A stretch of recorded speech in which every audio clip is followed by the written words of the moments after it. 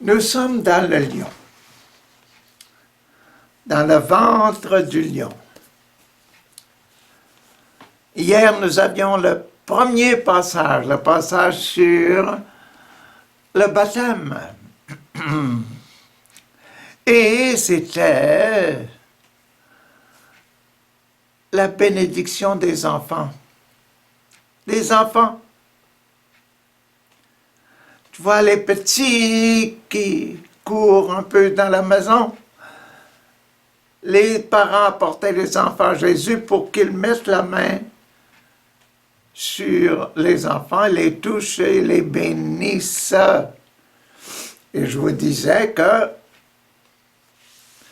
la main, c'est pour bénir.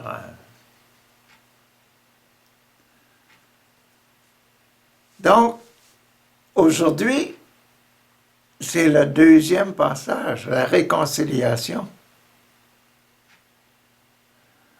La réconciliation avec le sacrement de baptême que Jésus a donné hier, la bénédiction, la bénédiction.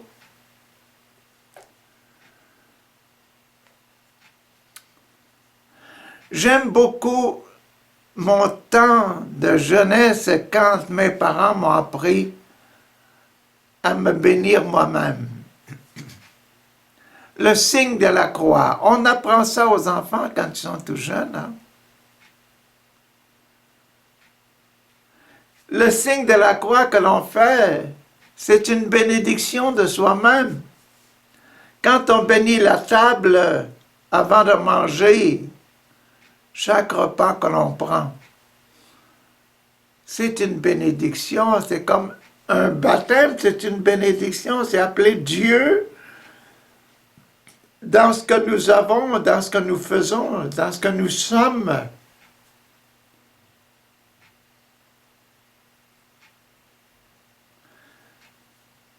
Au nom du Père, du Fils et du Saint-Esprit, je me bénis. Chaque fois que je le fais, je me bénis. Chaque fois que je le fais pour les enfants, je les bénis. Aujourd'hui, c'est la réconciliation. Et c'est un beau passage. Un très beau passage. Nous sommes dans le ventre du lion. Le ventre, ça commande l'Eucharistie. Veut dire, quand je mange, Jésus rentre en moi. Jésus avec moi, Jésus en moi, Jésus parmi nous. C'est pour ça, hier, on voyait Jésus parmi les enfants. Parce que c'est le sacrement de l'Eucharistie que nous sommes en train d'étudier. Le ventre du lion. Le ventre du lion. Sacrement de l'Eucharistie. Et nous sommes dans la réconciliation avec cette présence de Jésus en nous, au milieu de nous. C'est très beau. L'homme riche, le jeune homme riche, comme Jésus se mettait en route, vous vous rappelez, hier, il était avec les enfants. Maintenant, il quitte les enfants, il se met en route avec ses apôtres. Comme Jésus se mettait en route, un homme vint en courant. Se mit à genoux devant lui et lui demanda, « Bon maître, que dois-je faire pour recevoir la vie éternelle? »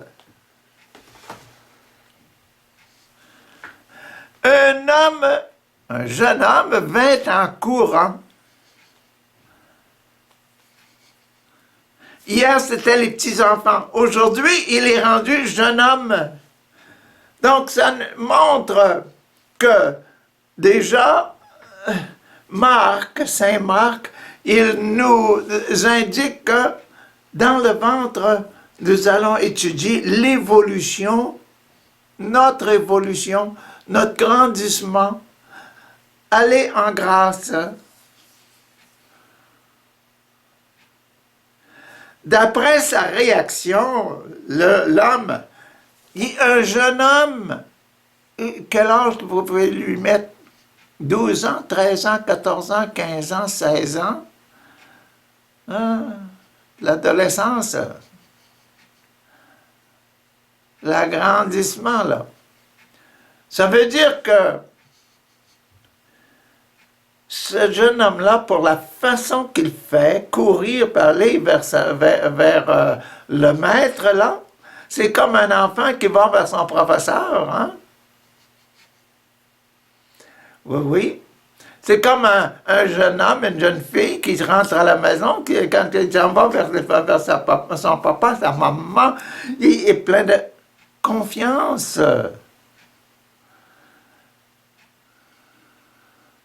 Plein de sincérité. Sans aucune crainte. Aïe, aïe, aïe. Sans aucune crainte. C'est comme je vous disais hier pour les petits enfants à la maison, là. Ils sont « Oh, papa, maman! » Ils sont si contents. Ce jeune homme-là s'en va, il court vers Jésus, il se met à genoux.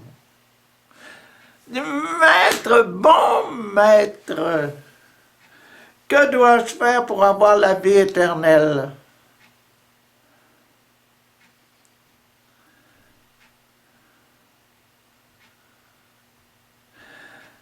Ça ressemble à Nathanaël, l'histoire de Nathanaël. Quand Jésus l'a vu venir, il dit, c'est un gars qui n'a pas il n'y a rien à cacher, ce gars-là. Il est pur, il n'a rien à se cacher. C'est ça qu'on dit du jeune homme, là. Le jeune homme, très pur. Un homme pur, un cœur pur.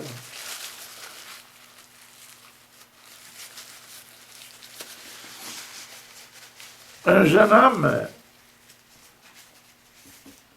qui vient se mettre à genoux devant Jésus et lui dit, qu'est-ce que je dois faire pour avoir la vie éternelle?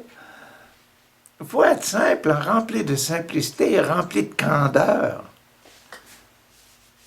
La candeur.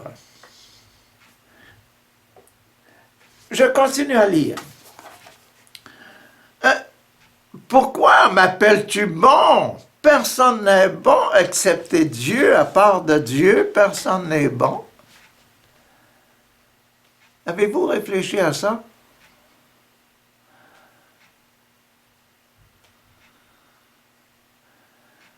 Ça veut dire que le garçon, là, il croit déjà que Dieu est son Père. Pourquoi m'appelles-tu bon? Parce que je ressemble à ton papa, je ressemble à toi. Parce que tu as été bien éduqué.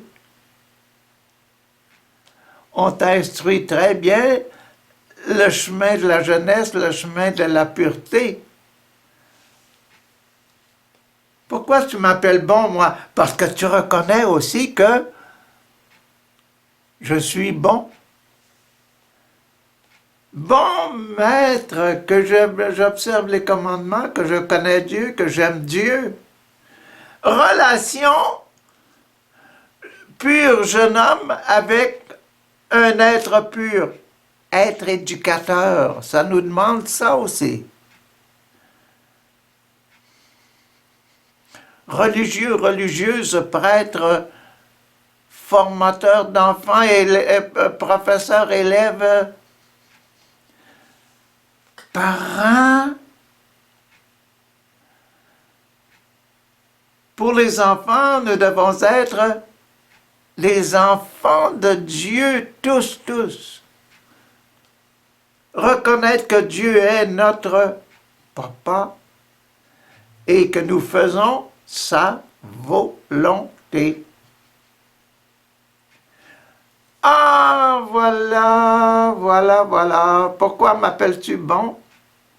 Personne n'est bon à part Dieu seul. Jésus commence à lui parler sincèrement, franchement. Tu connais les commandements. Ne tue pas, ne commets pas d'adultère, ne vole pas, ne dis pas de mensonge contre quelqu'un, ne prends pas aux autres par tromperie, respecte ton père et ta mère.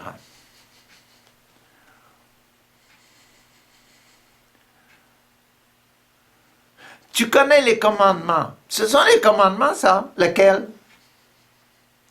Ah, allons voir. Tu connais les commandements. Ne tue pas. Le 6e commandement.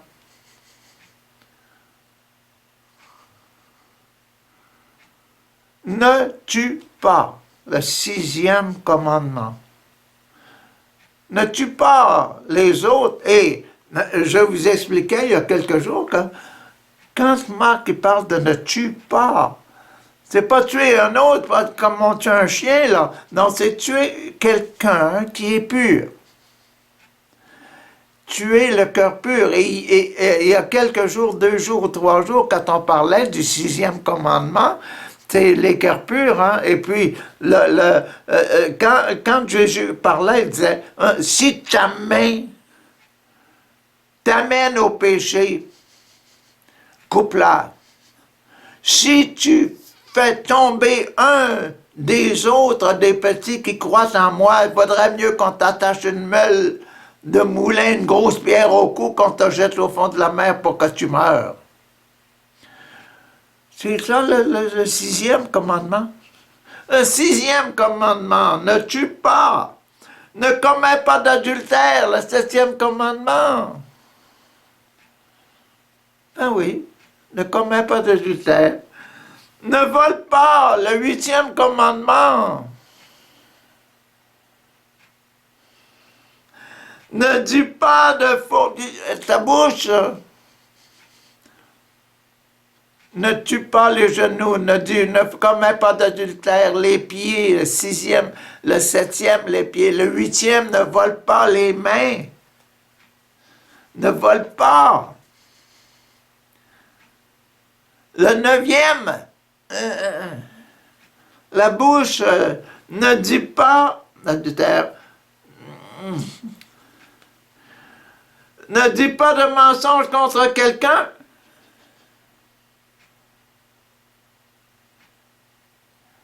Et le 10e, les yeux, les oreilles,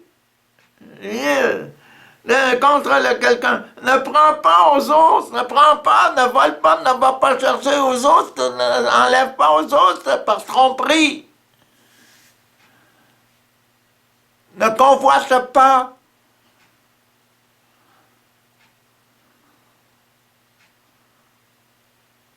Ni son bœuf, ni son âne, ni son terrain, ni son auto, ni sa moto, ni son argent.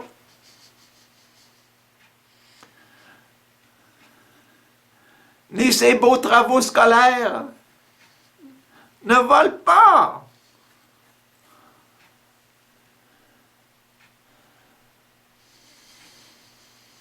Ni le passeport.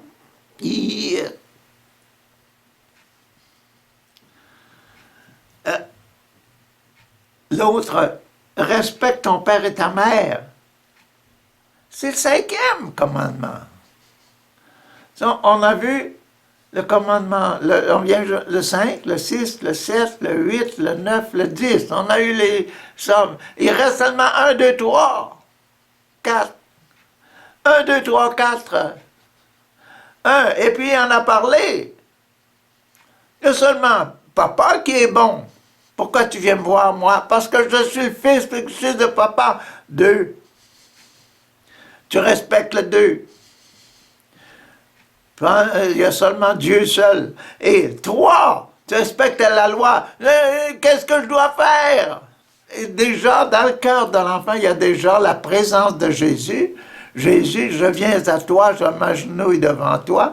Déjà 1, 2, 3, 4 sont là. Jésus mentionne seulement 5, 6, 7, 8, 9, 10 comme commandement. Et Jésus a dit, tu les connais, tes commandements.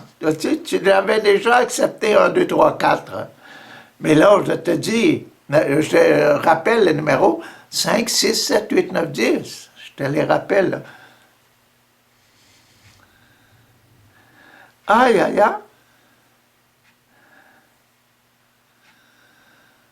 Qu'est-ce que je dois faire pour avoir la vie éternelle?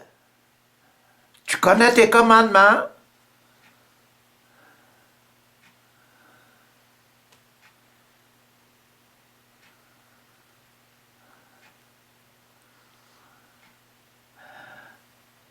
C'est pas fini. Il y a quelque chose d'intéressant qui s'en vient. Tu connais tes commandements. L'homme lui répondit, Maître Jésus, j'ai obéi à tous ces commandements depuis ma jeunesse.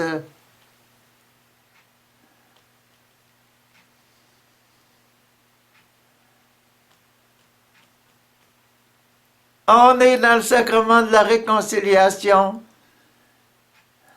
Le jeune homme se réconcilie avec ses commandements. Je connais tout ça, j'ai obéi à tout ça depuis ma jeunesse, j'ai observé tout ça depuis ma jeunesse, depuis que je suis tout petit. Mon papa, ma maman, ils m'ont tout enseigné ça. Et puis j'ai gardé ça, je n'ai jamais désobéi à tout ça, j'ai toujours observé les commandements depuis que je suis jeune. Waouh! Et Jésus le regarda avec amour et lui dit, Jésus le regarda avec amour. Et quel genre d'amour? L'amour parfait. Parce que Jésus, il est en train de regarder quoi? Mon petit gars, t'as observé les commandements depuis ta jeunesse, depuis que t'es tout petit. Ah, que je t'aime.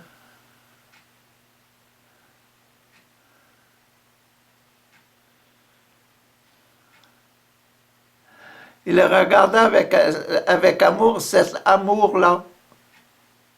L'amour de la pureté du cœur de l'enfant.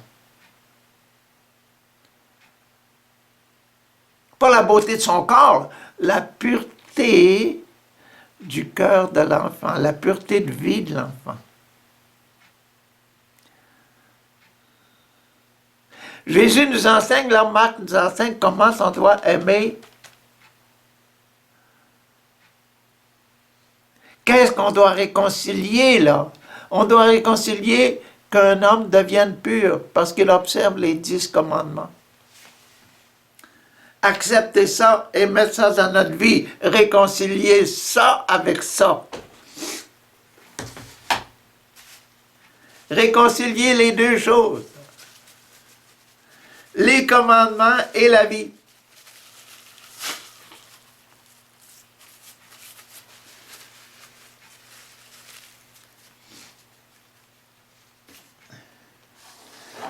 Jésus le regarda avec amour et lui dit,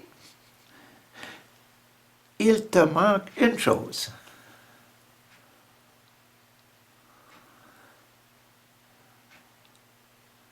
Pour être au ciel, tu cherches le ciel, là. Hein? Tu es en train de chercher le ciel.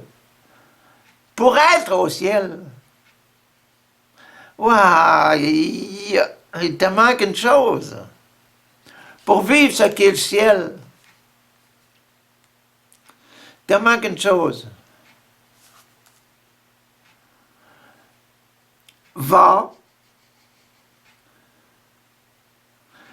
vends tout ce que tu as et donne l'argent aux pauvres, alors tu auras des richesses dans le ciel. Puis viens et suis-moi.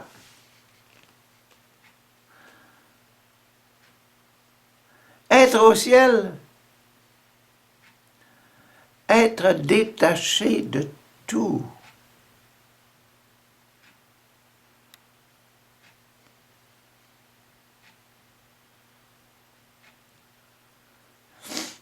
Dans Matthieu dit, Laisser ton père, ta mère, tout ce qu'il y a dans la maison, laisser tout ça. Celui qui veut me suivre doit abandonner. Si tu me commandes me suivre, tu regardes en arrière, t'es pas digne de moi. Ah,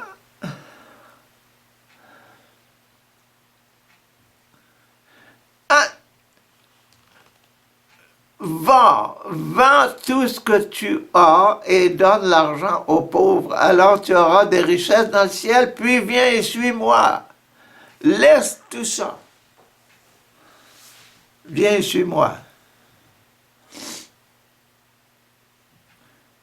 Pourquoi est-ce qu'on entre dans la vie religieuse pour avoir des bonnes patates, de la bonne viande, puis de 3 repas par jour, etc.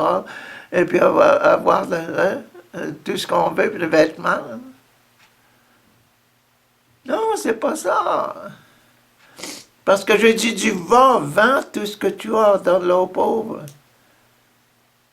Viens et suis-moi.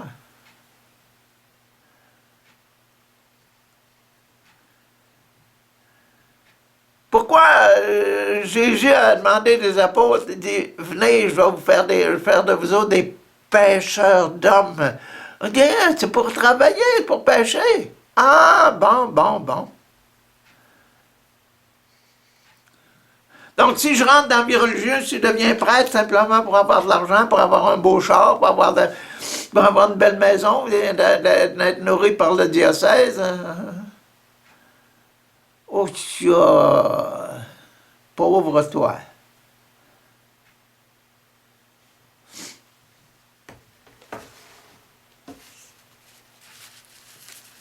C'est pas quitter tout pour Dieu. C'est ça. Pas ça, quitter tout pour Dieu. C'est quitter pour avoir une bonne job, pour avoir des bonnes choses.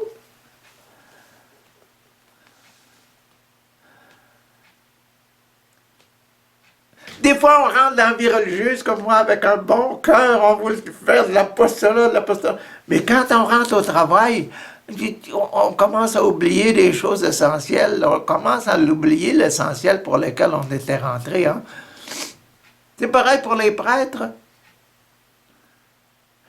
C'est pareil pour les professeurs.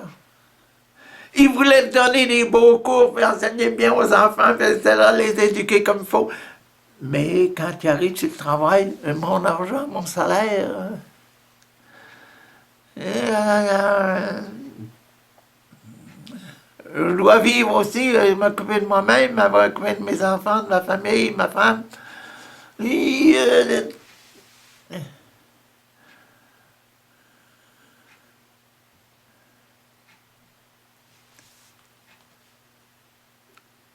l'essentiel, c'est le ciel. Vends tout, donne ça aux pauvres, donne aux pauvres, etc. Et puis là, hop. Mais on peut être riche aussi, puis donner beaucoup, hein. Mais c'est un grand problème que d'être riche, et puis parce qu'on ne sait pas comment donner. On a des problèmes pour donner. Quoi donner, quand donner, donner comme combien. C'est difficile d'être un riche. Pour être un riche, d'entrer dans le royaume des cieux. Difficile. Mais pour avoir le royaume du ciel, être heureux comme dans le ciel, c'est être détaché de tout. Être capable de se détacher de tout. Jésus le regarde avec amour, lui dit, il te manque une chose, va, vends tout ce que tu as et donne l'argent aux pauvres. Alors tu auras des richesses, pas juste une richesse, tu auras la richesse, tu auras des richesses dans le ciel. Puis, viens et suis-moi. Viens travailler avec moi. Viens, on va aller prêcher. Viens, on va aller pêcher. Sans péché. Parce que sans péché, c'est le ciel. Aller pécher, aller prêcher, c'est humain.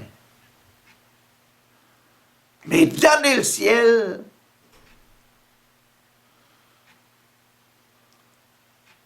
être un exemple du ciel, être soi-même le ciel, plein de l'Esprit Saint.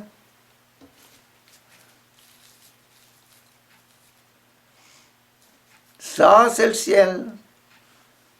Être plein de l'Esprit Saint.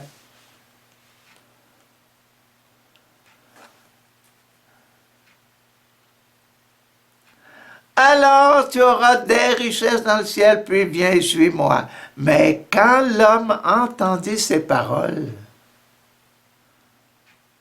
quand le jeune homme là entendit ces paroles, va, vends, donne, suis-moi. Il prit un air sombre.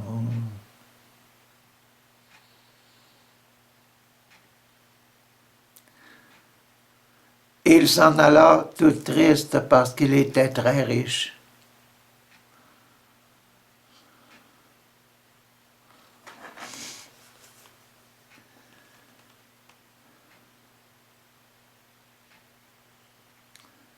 Ça fait penser à Judas, quand Judas a reçu le morceau de pain.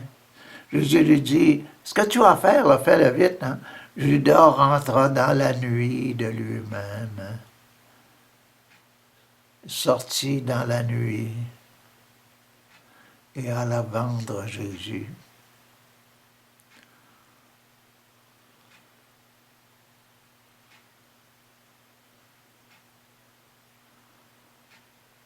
Aïe, aïe, aïe.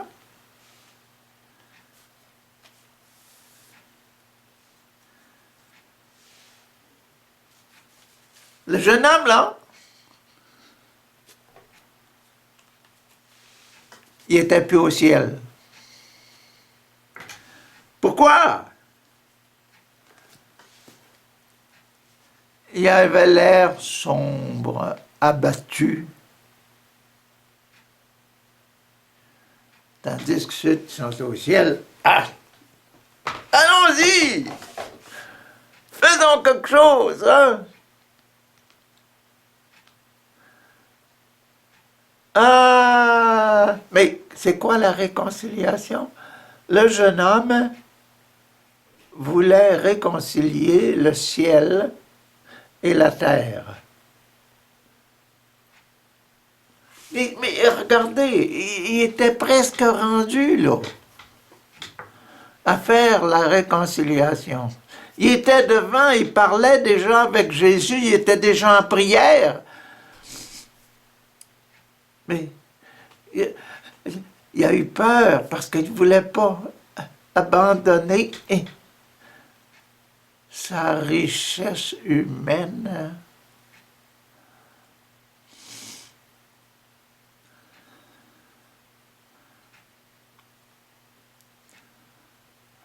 Dans nos vies, là,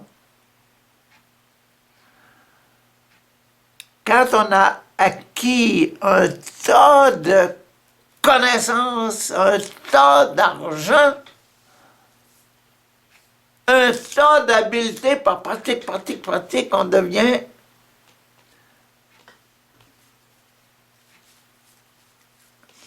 esclave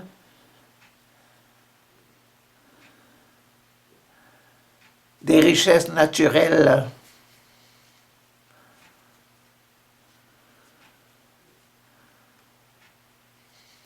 Pauvre des richesses spirituelles. C'est pas grand-chose qui sépare les deux, c'est seulement le vouloir. Seulement la volonté. Le sacrement de réconciliation, c'est seulement un acte de volonté.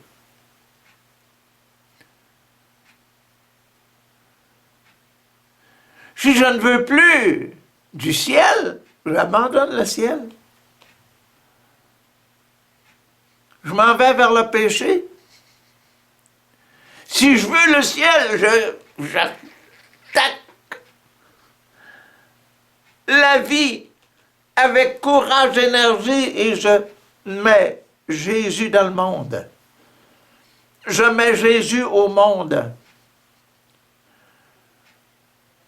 Je fais faire à moi-même et à tous ceux qui m'entourent l'expérience de Noël. Jésus naît dans mon cœur.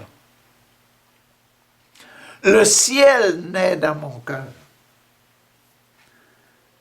Le ciel naît dans leur cœur. Jésus voulait faire naître le ciel dans le cœur de ce jeune homme. Et le jeune homme a fait simplement, hop, il n'a pas accepté son sacrement de réconciliation, il n'a pas voulu réconcilier. Va, vends, donne aux pauvres.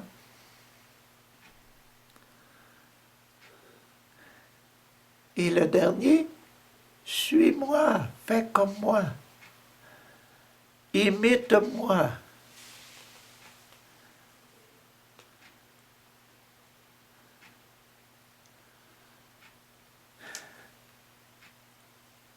On a vu hier le baptême, aujourd'hui on vient de voir la réconciliation, demain on a la confirmation. Qu'est-ce qu'on va confirmer? Dans le ventre, à propos de l'Eucharistie, qu'est-ce qu'on va confirmer demain? Bonne journée.